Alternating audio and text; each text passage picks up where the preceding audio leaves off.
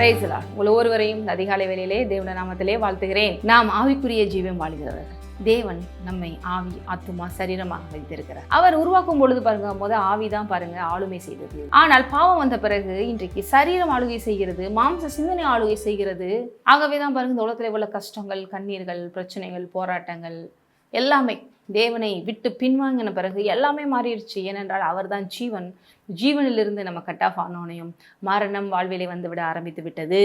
அப்போ இன்னைக்கு நம்ம கிறிஸ்தவர்களாகிய நம்ம கூட ஆவிக்குரிய வாழ்க்கை வாழ்கிறோம், ஆவிக்குரிய ஜீவம் பண்ணுறோம், ஆவிக்குரிய சபைக்கு போகிறோம் அப்படின்னு ஏதோ பேருக்குன்னு சொன்னால் மட்டும் பார்த்தாது.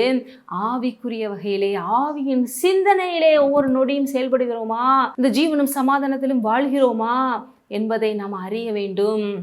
ஏதோ ஃபார்மாலிட்டிஸுக்காகவோ இல்லை வெளிப்புறமாகவோ நம்மளை மற்றவங்களுக்கு முன்பாக பரிசுத்தமாக காமிக்கிறதுல இல்லை. நம்ம வாழ்க்கையில் ஒவ்வொரு நொடியும் நம்ம சிந்தையில், செயலில், எல்லாவற்றிலும் தேவனுடைய வார்த்தையின்படி வாழ்ந்து பரிசுத்தமாக வாழ்கிறோமா யோசிக்க வேண்டும் என்றால் வசனம் சொல்லுகிறது. ரோமர் 2:29 உள்ளத்தில் யூதனானவனே யூதன். ஏன்னா யூதர்கள் சொல்கிறாங்க, எங்கள்கிட்ட தான் நியாயப்பிரமாணம் இருக்குது, எங்கள்கிட்ட தான் எல்லாம் இருக்குது, நாங்கள் நியாயப்பிரமாணத்தை கடைப்பிடிக்கிறோம், அதனால் எங்களுக்கு தான் ஆசீர்வாதம்.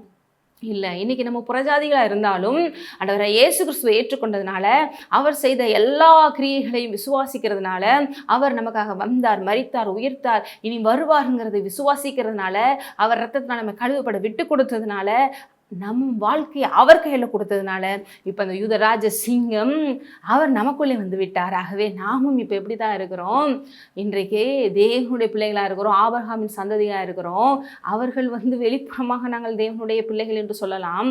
உண்மையாகவே இன்றைக்கு ஆண்டவரை இயேசுக்கு ஏற்றுக்கொண்ட ஒவ்வொருவரும் நம்ம தான் என்ன அந்த உண்மையான தேவன் எதிர்பார்க்கிற அந்த இஸ்ரேல் கூட்டம்.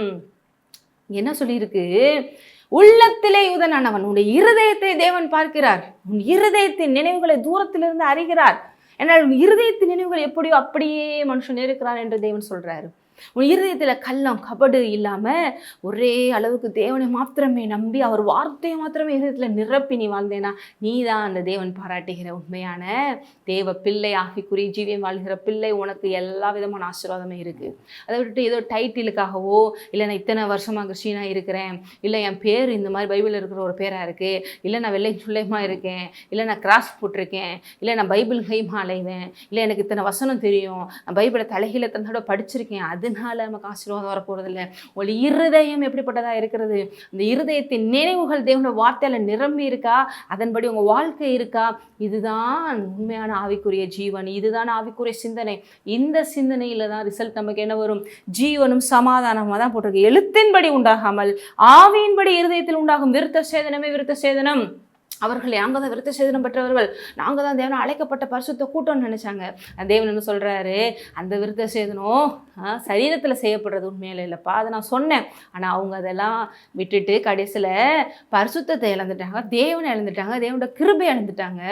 நான் உள்ளத்திலே விருத்த சேதனம்ங்கிறது என்ன காமிக்குது, அந்த சந்ததி தேவனுக்கு உகந்தது, பரிசுத்தமாக்கப்பட்டது, தேவனுக்காக பிரிக்கழிக்கப்பட்டதை காமிக்குது.